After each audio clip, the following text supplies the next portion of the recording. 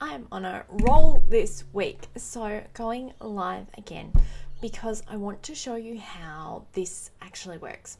Now, with your Instagram, one of the biggest things that really frustrates business owners is the fact that you only get one link in there. So, how do you actually make the most of that link without using a third party plugin or subscription while boosting the traffic to your own website? So that's what we're going to talk about today. I'm going to show you how you can create an Instagram link in bio on your own website and how you can do that really quickly, easily, and really simple. So what we're talking about is that one link, that magic link on your Instagram bio that says, hey, this is where you can reach me. So let's just pull it up. So right in here, you only get one link in here. So there's the option to use the third-party plugin. You've got things like Milkshake, I think it's called, or your link trees and stuff like that.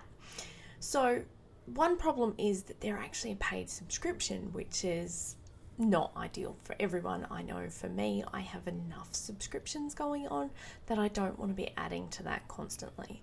When you add up all of those $10 to $15, especially if you're in Australia, you've got the added bonus of currency conversion. But if you keep adding those up, they can add up to a lot of money. Now, for me, I'd rather invest that into paid advertising and into my lifestyle primarily. So I don't want to be just adding things to that. The other bonus is with using a standalone page on your own website, you get the traffic boost to your own domain name. So anyone coming from Instagram is actually going to this. Now you can set this page up for your Facebook as well. You've got your one link in your Facebook. I highly recommend add this link to your personal Facebook page as well as your business page. You can tailor them, add some new pages on with WordPress. You have unlimited pages, so that's something that you can always optimize later as well. Now, if you are doing this, the good rule of thumb is to not have too many links. So 6 or 7 is max.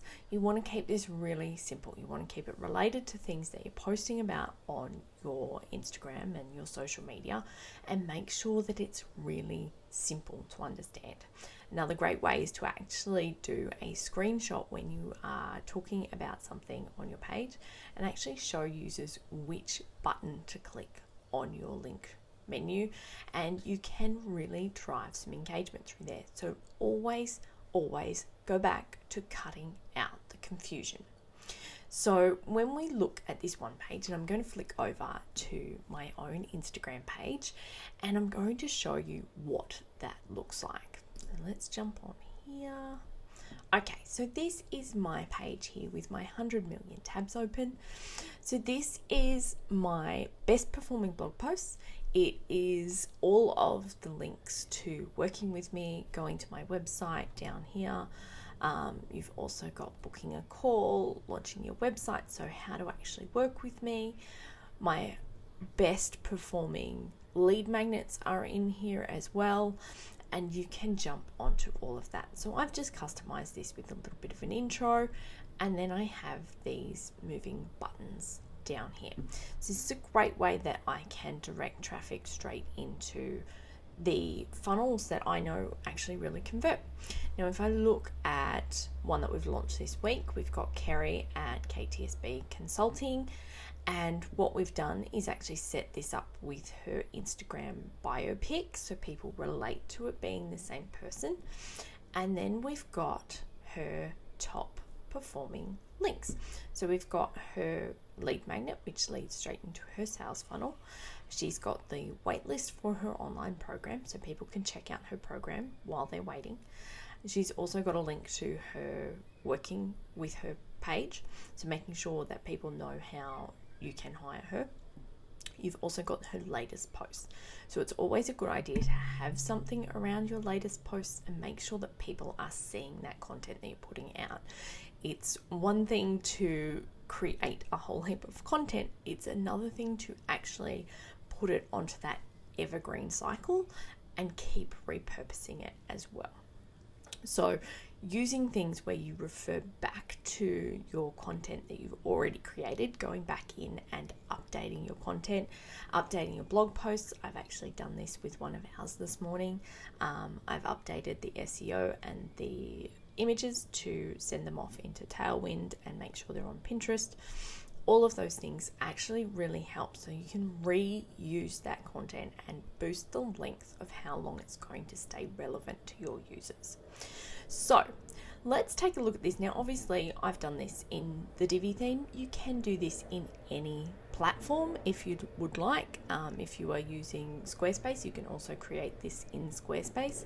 I'm going to walk you through how I do it with Divi, because that's what I use, that's what all my clients use, and that's what we love here.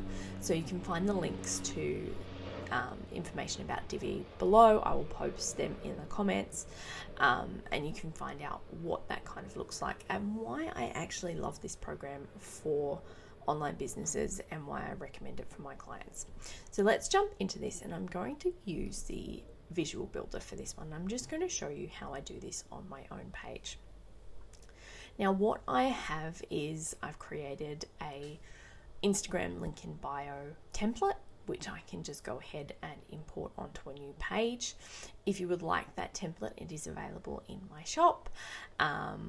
There is a shop on my website, which I don't tell many people about. But there are some DIY tools and courses and programs that you can launch a successful website that sells to your customers and raises your rates and sells out your programs without having to hire someone to go in and do that all for you.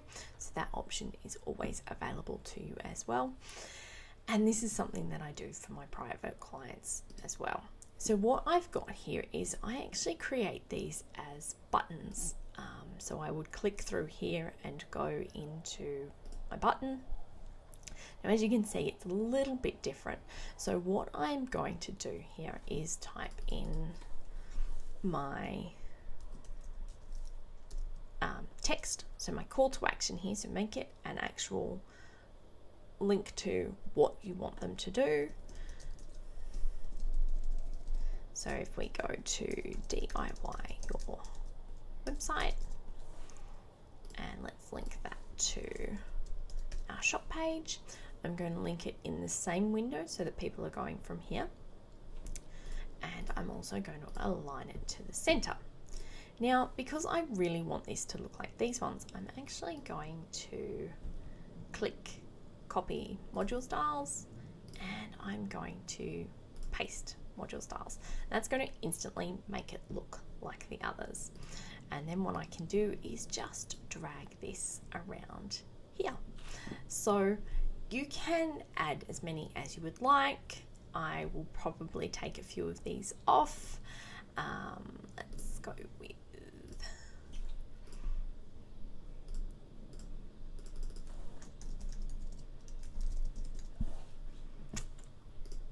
we can edit that out, and you can just change these up as you would like to. So if I want to prioritize one of these programs, I would again copy module style, so I've got that featured one there, and I can paste onto the right one would help, but paste module styles, and I can drag that up to here and remove this one because this is not something that I'm promoting at the moment. It will be launched very soon, but it isn't in promotion at the moment. So we're going to just edit that out.